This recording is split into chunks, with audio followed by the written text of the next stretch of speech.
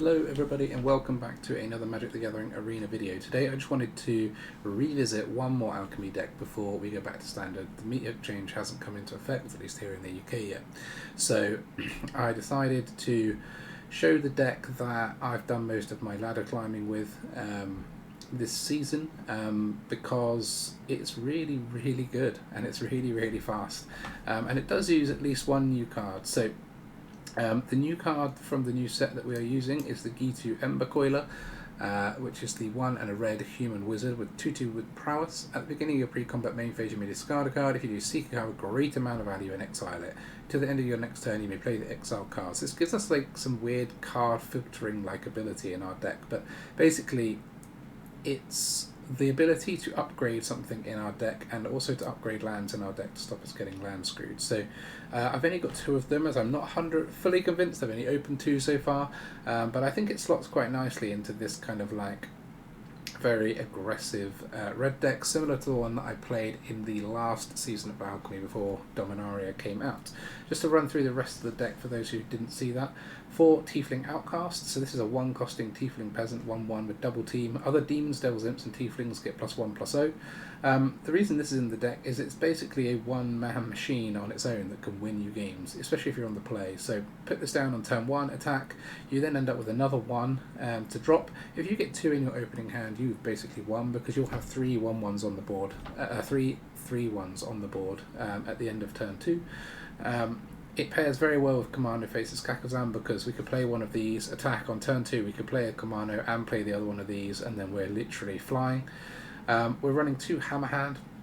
I didn't run this in the original version of the deck, even though it was out in another set by then. But the reason I am running this is because it actually pairs very nicely with the Embercoiler. It triggers the prowess, which makes it a 3/3, and it plays quite well with Traumatic Prank, which also sort of stops the opponent's creatures being able to block. This sort of gives you that target creature can't block for 1 turn. It's just a way of getting in with some extra damage towards the end of the game.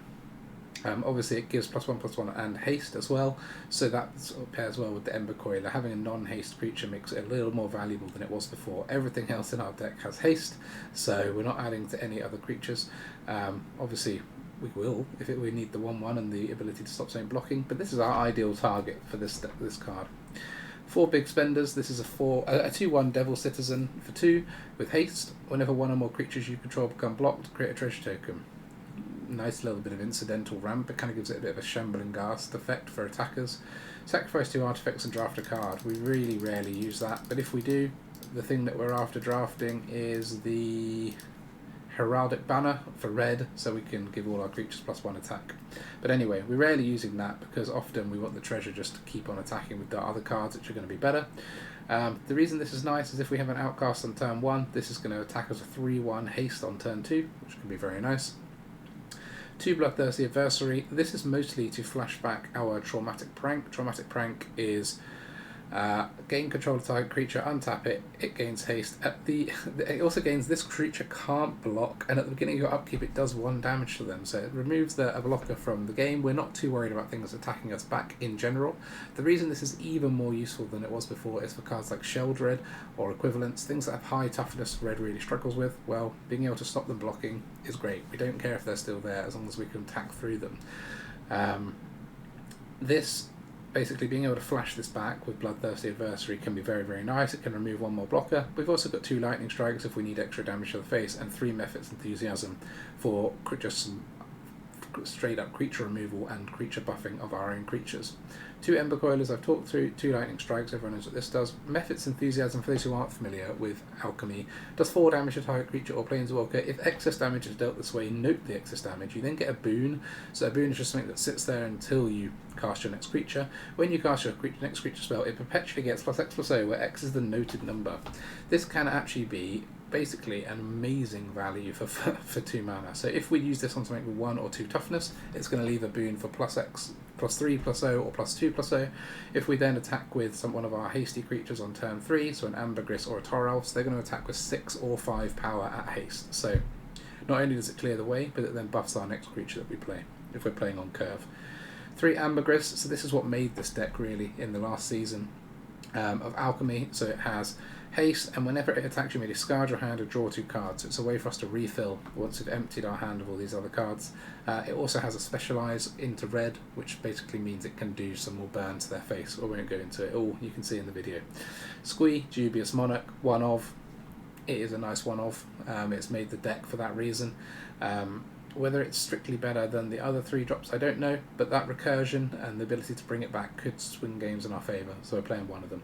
2 Toralf's Disciple. Again, I didn't run this before, but I'm trying it now because I actually think just having more haste on our human warriors could be particularly useful. Conjuring 4 cards and Lightning Bolt into our library could give us that edge to finish off opponents. 3 Traumatic Prank I've gone through, then 3 Raijus and a Kardum, Patron of Flames, and 24 lands. It is a very aggressive deck. It's a kind of throw everything at them and hope you win type deck, which is like the kind of things I like to play. It's good for ladder climbing, it's good for fast wins. Let's have some games and see how we get on. Alright, here we go. We'll be Ghitu. What we got? This looks pretty decent. Oh, look at this opener.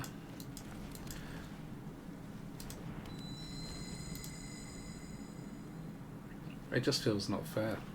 I remember this feeling from when I played this deck before. Feels not fair. It doesn't even matter if we take a big hit here from the Ghast. We're going to get a treasure. They're not going to ramp because they're going to want to kill the Outcasts. So we're going to be up to 4. Well, actually, we'll just put this turn, shall we? Yeah. Then we've got the prank if we need it. If a blocker comes, that doesn't count. Oh, that is an interesting one.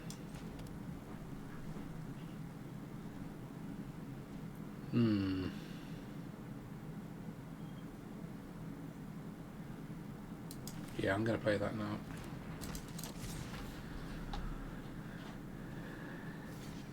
Really? You're going to kill your Jadarov?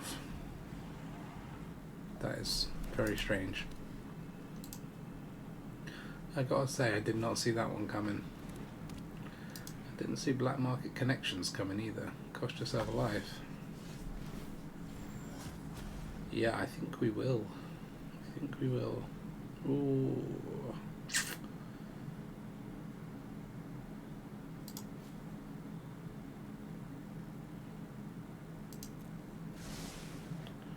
Nice.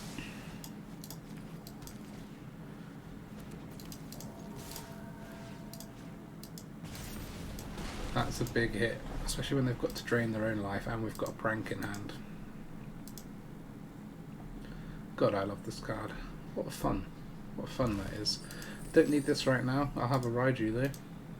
Or an Ambergris would have been fine too. So they've got 5 mana. That's quite a lot. Could invoke Despair if that's what they feel like doing. No, disputing that for now. That only leaves them with 4. Can't be meat hooked. Both creatures have got 3 toughness.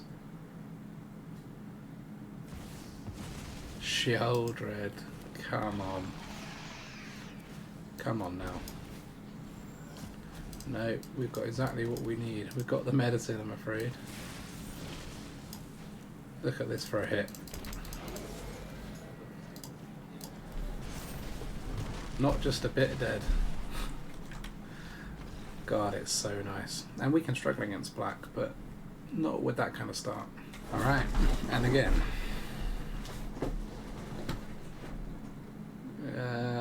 Yeah. The thing is with these 4 mountains is it makes us want to get the Embercoiler, but no more mountains, please.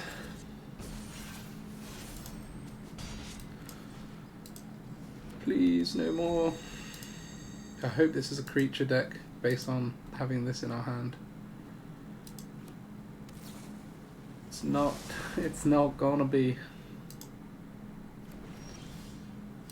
Well, I suppose that's okay. It's quite like board wipe resistant. Can hold the lightning strike.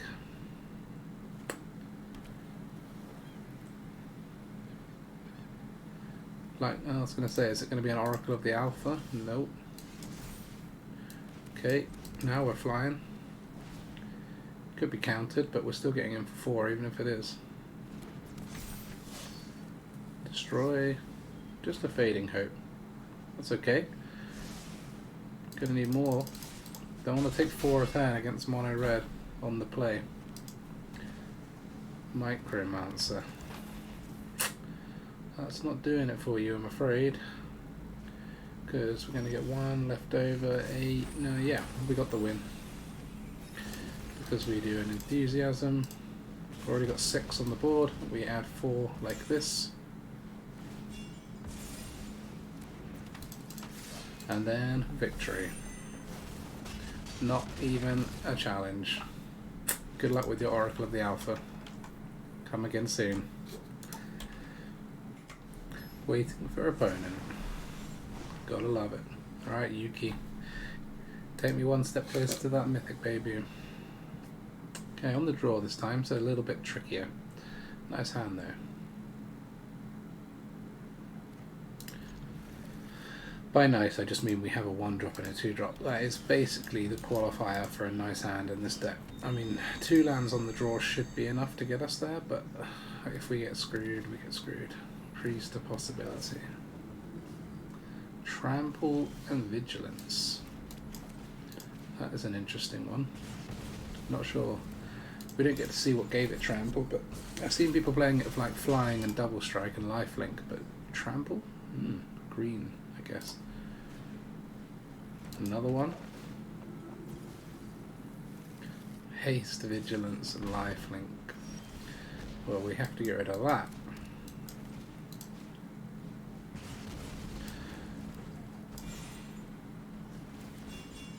Ding, ding, ding. 6/1 1-drop.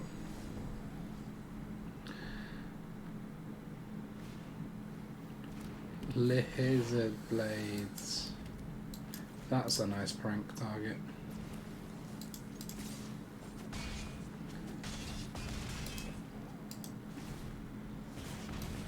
Don't want that blocking us.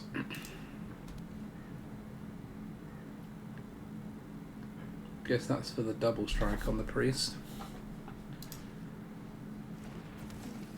So this is some kind of like, I don't know what this deck is.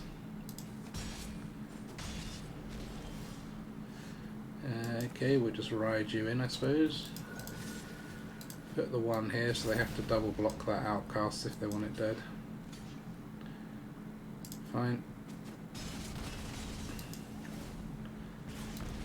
It's not looking good for them. They need another lifelinker to survive this. Nope. Yeah, other creature decks just can't stand up to the heat of this, even on the draw. Alright. Redalson. That's 3 blitz victories we've had so far. No one putting up a challenge yet. We haven't got our 2-drop creature, but we have got a 2-drop. I mean, one of the tricks, I think, with this deck is don't get too wed to trying to put a creature every time on Kumano Chapter 2. Even if you can't, it's still good value. It's 1 damage and a 2/2 with haste. Because you're not always going to be able to. That is interesting, because I don't...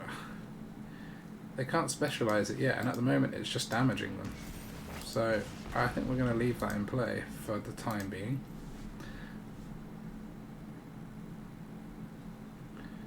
So even if they specialise this red, that does just more damage to us.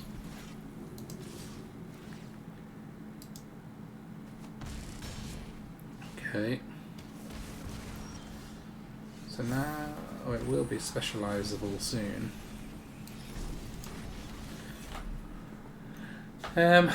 What do we do here?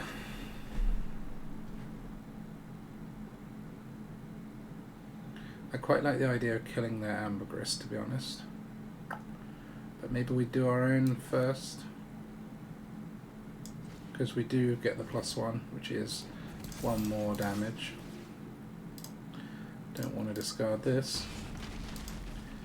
I thing is, if they just attack and, you know, unless they kill us and we get a land, well, they're just dead with Raiju, because it'll be 7, 3 plus 2 damage. Yeah, I mean 12 damage with just for Raiju if there's no blockers. Always good to, like, with mono red and like really aggressive decks, it's important to try and keep in mind like how far away from dead they are. Specialising black I didn't think about, I have to say, but that lifelink is going to help dramatically for them. So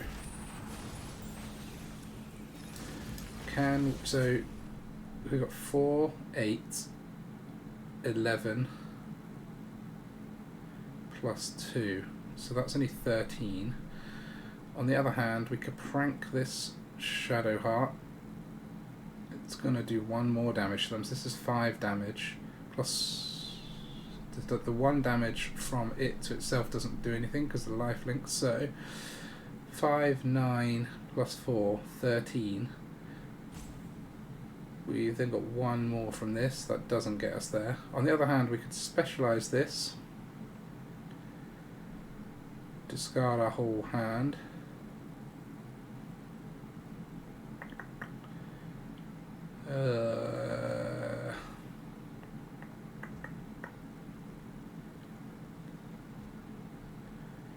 God, we're like 1 away every single way I look here. The only way I haven't thought about, and I can't think too hard about, is specialising. I don't want to play my 1 mana because I'm hoping that what we draw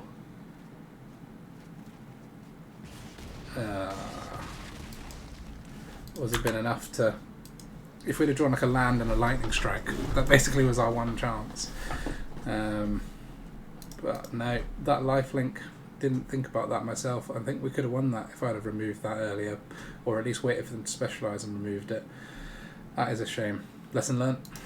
Right, let's get back to winning ways, please. No 1-drop, but we're on the draw, so I think we can sustain it. Let's see. Beautiful lands, aren't they? Really beautiful. There's our 1-drop.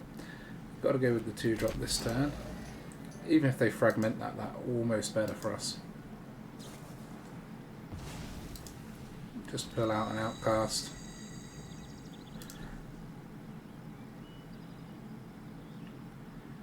So this is going to be white-blue. I recognise this name. We must have played against them before.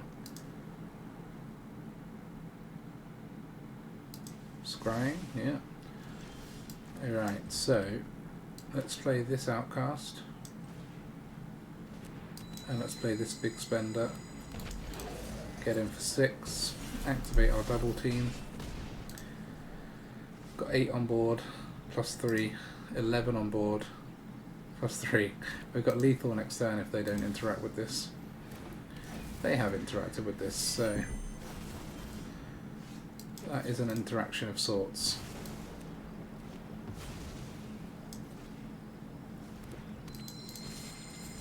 But it's still looking pretty damn good, because they'd have to board wipe and then we've got haste follow-up, so I don't think there's a lot of options for our opponent here. Big life game would be the only options. Not sure what they could do with that though. Even a Wandering Emperor, nowhere near enough.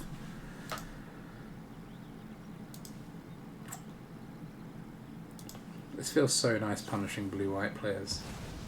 What's that gonna do?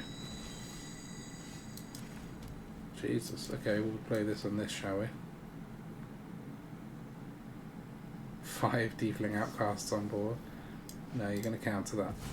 Okay. Cool story.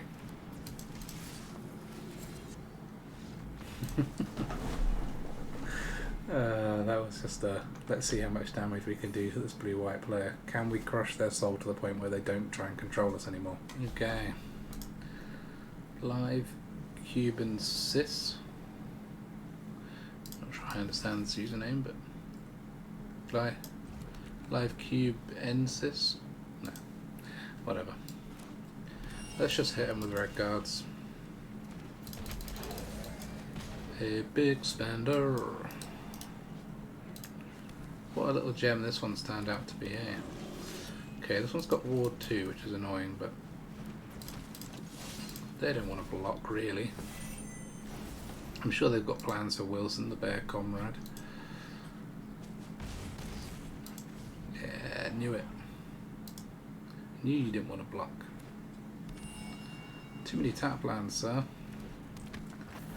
Catilda.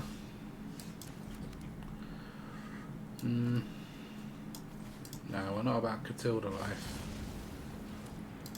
Give you another chance to block. Keep pumping those lightning bolts into my library.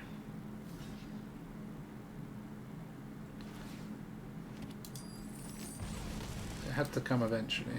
Let's play this now just so we don't waste this 2 mana. Even though it's got haste.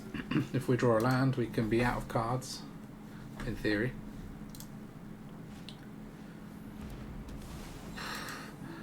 That is a slow play. Okay, we're not out of cards, but we could specialise. I mean, we don't need to. Let's just attack and see what happens. Could have a 1 mana bounce or something. Or an errant street artist. No.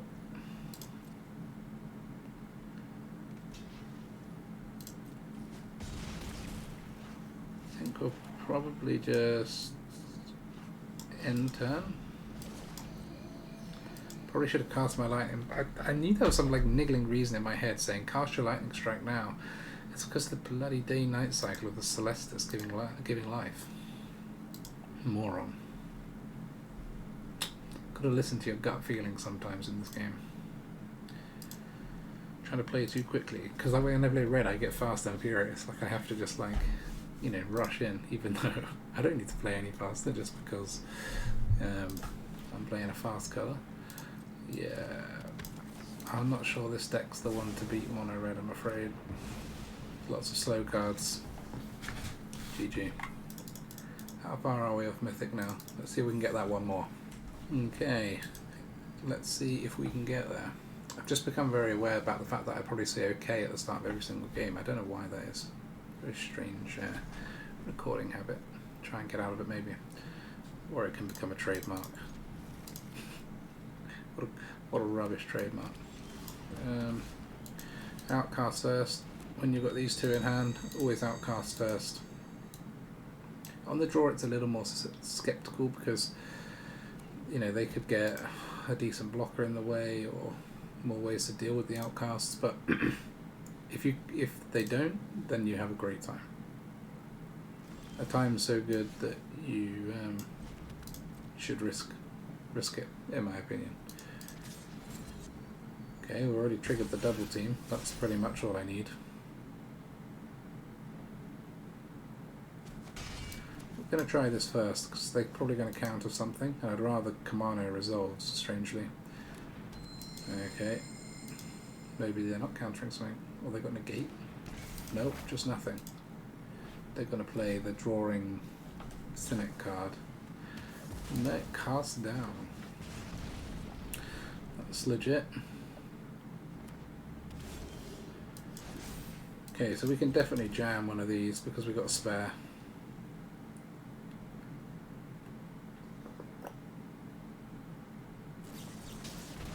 Essence Scatter, okay, that's nice. We're slowly getting them down on cards in hand. Any creatures? No. Okay, I think we go with Raiju just because mana efficiency, and we don't want... we want this to resolve more than we want this to resolve.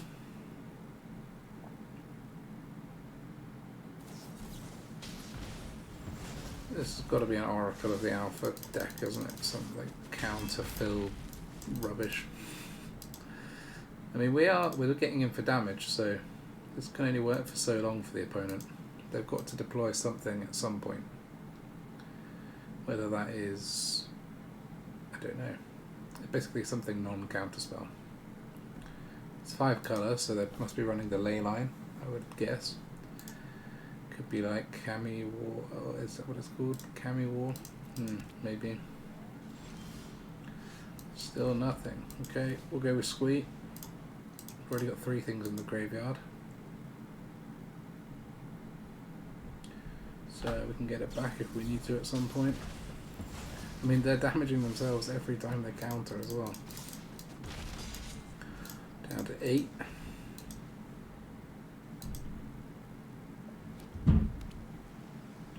I guess that they only have Kindred Denials as their 4-drops. Maybe. Okay, we've got to try with this, I think. Yeah, we'll take action. I don't think either of those cards is useful to us.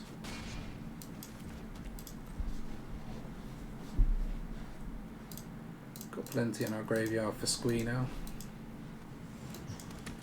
We're probably pulling our Ruinous Vortex, I would guess. Just ditch the 2 cards that would be useful against Micromancer, but never mind. Cut down. That's pretty handy for them. So we can't specialise Ambergris, but we can just bring Squee and Big Spender. I can't cut down them all.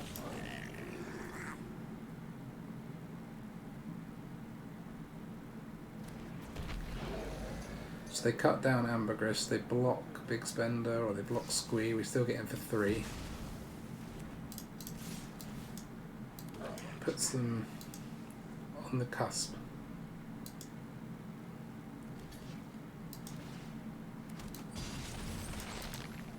And then when we charge him with this Big Spender, we need 2 more things in our graveyard to bring Squee back again, but we're going to get extra treasures that lets us draft a card. We're going to be getting there. As if they can deal with one of these, so they'll deal with their own one. Okay.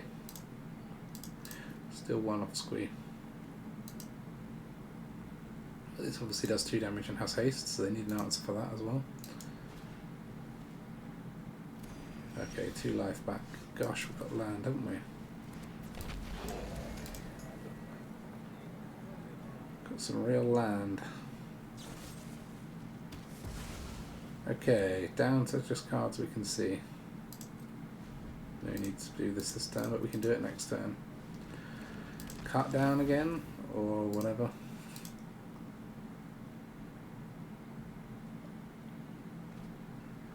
Ah, March. That is a nice card. What the hell? Stop this. So the Squee is useless to us at the moment, so I won't bother.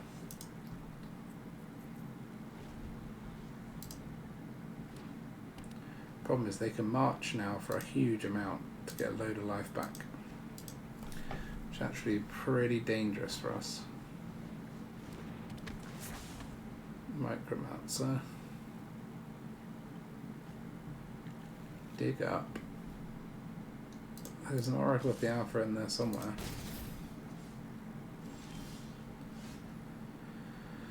That is also not helpful. We'll just hold. I don't know if we can ever get to the point where we end up with a combination of cards in hand that means we can actually win.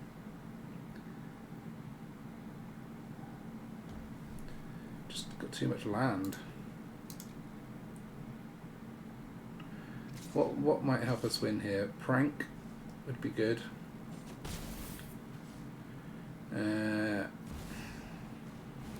There's the Oracle. Basically, Frank is by far our best thing here. All the others are creatures that can be marched. We definitely don't want mountains. I think we're going to lose. Just flooded out too hard. It means I'm going to have to play 2 more to get to Mythic at least.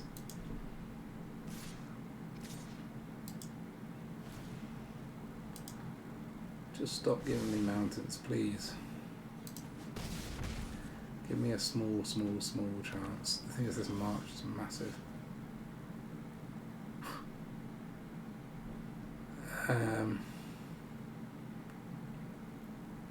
So, are we dead next turn? 8 damage. No. So, I'm thinking... So, obviously, they can march their own creature at any point. What we need to do is present lethal, and then kill them in response to March, which is very difficult to do. But I've got 3 out of the 4 damage in response. I just can't present lethal, and I can't do the 4 damage. Probably going to dig up something perfect now as well. Yeah. Don't want to spend 1 life with your lands. They've only got really blue, and now they've got other colours. GG. Ah, so close. No cigar. That last one hurt, man. That really hurt. Just couldn't quite push it over the line. Too many mountains. I think we've got to run the 24 we're running, because otherwise we just don't ever hit our 4 drops. We can even struggle to hit the 3 drops, but it is just painful. Just play a nice tap land here and let me do what I want, please. I don't want any of this nonsense back. Be playing dragons, that would be nice. No, don't be playing red. Red's good. Okay, we'll play the Outcasts because triple Outcasts on turn 2 is the way to be. 9 damage on board. Sorry, 9 power on board, I should say. Ah, not red. Boros, the worst version of red. Don't be watching. Don't listen to people who tell you that Boros is better. They are incorrect. Hugely incorrect. We miss our land drop, but does it matter? Well, we'll see. Would be nice to get it next turn. That Kumano is a defensive Kumano, which is not how the opponent wants to play with it. They're going to have a bigger creatures coming down. If they can double creature, it could be dangerous for us.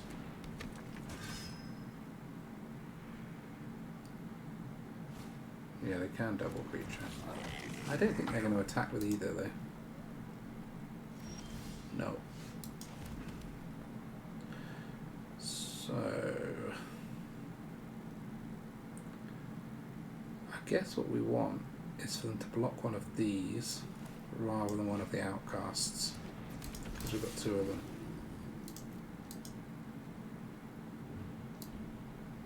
So we're getting in for 3 damage, and if or more if they don't want to board wipe themselves. No, they don't mind board wiping, okay. But we did get a block, so this can go back up to a 2-1. That's a slow burn on us, so we don't mind. Any more creatures? Okay, just a 2-1 blocker.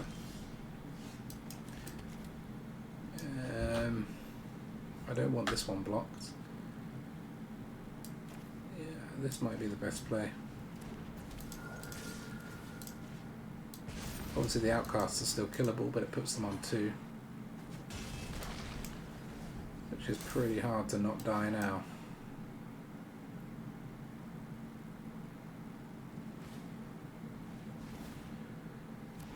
That isn't going to save you.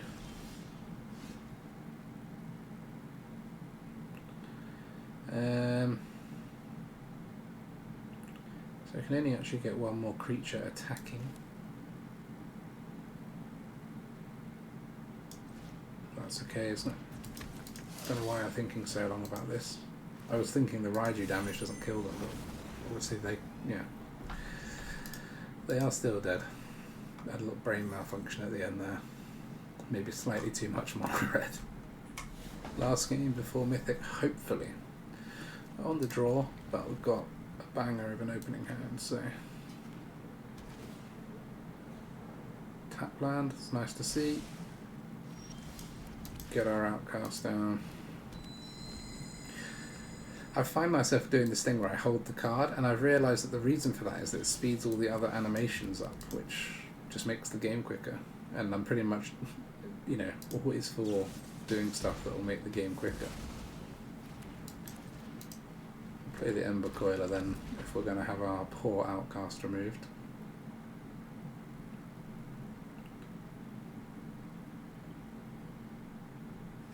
It's just like the Esper everywhere. I don't know how many times I've played against Esper, but it is a lot.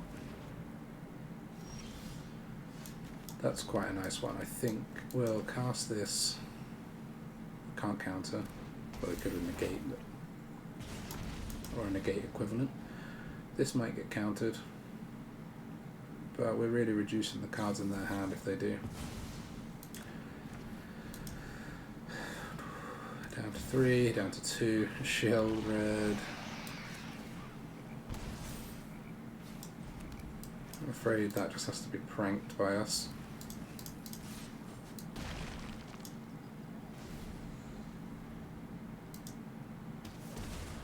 Which slightly negates the life gain, but not massively. They can only use it aggressively now though, which is good. Oh my god. This could be bad. When is the nerf for this coming in? Is it today? This is getting nerfed to be a 2-1, which will make a big difference in games like this, because I can't now get through it. And I've got 6 lands in my top 12, which I don't want.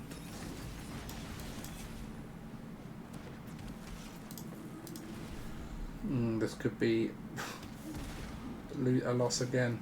Can't get that final win on the way to Mythic. It's so annoying. Taking so much damage off the Sheldred as well. They're going to be back up to 19 at a minimum. They could even have a Wandering Emperor now. What is this?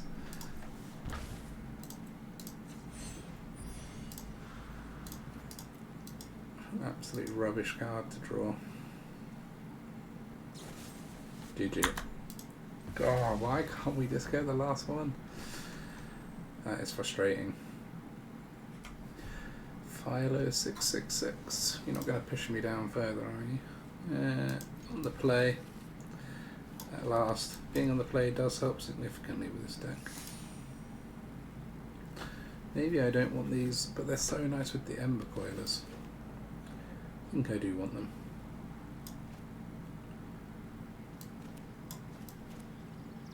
I'm going to get in for at least 2 damage here, look.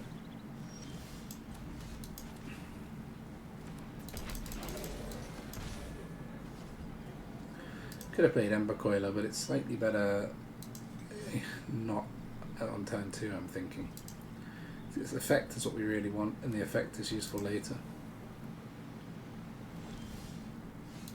So we'll play the Outcast, attack, and then play the Embercoiler, I think. Play this first, obviously, just for the extra 1 power on the big spend.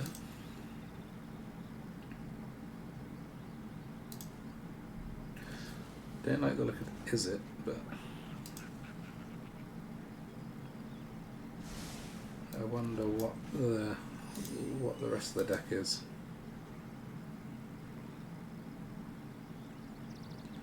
Is it all just Fading Hopes? Fading Hope is actually a really nice card against us because we're kind of built around being able to replenish our own cards, and for doing that, i.e. for running the Ambergris and the Embercoiler and stuff, we sort of taking a hit on being able to run burn or whatever in those slots, but having these put back into our hand is very frustrating. Okay. Copy something from your graveyard, so it'll be Fading Hope on the Coiler, presumably.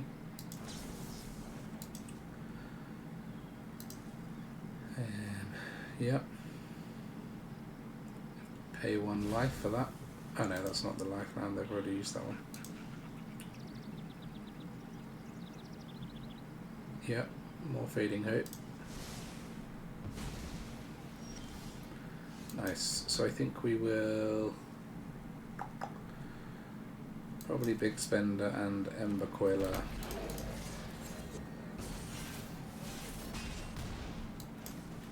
We'll keep this one in hand. Give them more to deal with. I don't know what, I mean, they could be playing like a Burn Down the House or the Temporal Firestorm, both 5 costing, do 5/5 to all creatures, which would be pretty devastating, but they do cost 5, so we've got at least another turn. Oracle of the Alpha, well, just drawn the right answer for that, I suppose. Can we actually win if we use this? 1, 4, 6, 7, 8, plus 2 is 10, plus 1. I only get to 11 that way. So let's decline this for now.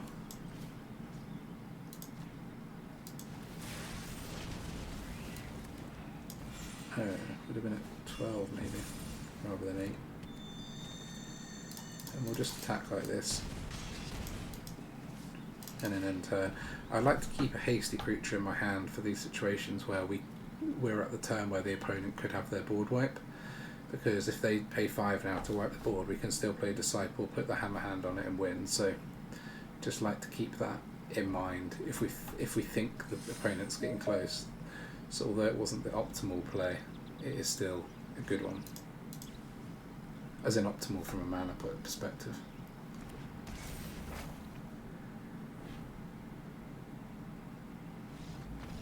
GG. What we got there? Okay, just a quick look at the stats now.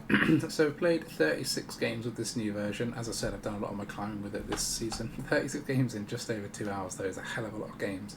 And I've currently got a 72% win rate. I mean, you can see this graph, that is steep up. Just as I got to the Mythic Diamond, you saw I started struggling. So winning, losing a little bit, but in general, this is an absolute killer of a climber. A lot better on the play than it is on the draw. That is no surprise to anyone, but there's no matchup that's bad for us really, not regularly. I mean, these are one-offs, so you can't really tell. Everything that we face regularly, we're doing okay. Esper is always tricky just because they've got lots of answers to our things. And decks that run Fragment Reality can be painful to us. There's a lot of our power comes from our 1-drops, and if they can fragment those away for 1, that can be painful. But in general, real fun deck, real good for climbing. I don't like playing it for too long. I probably like fatiguing myself a little bit with it now, and we'll play something different in Mythic. But really good for ladder climbing, good for getting there and getting the job done. If you like the video, please do like and subscribe. Otherwise, see you next time.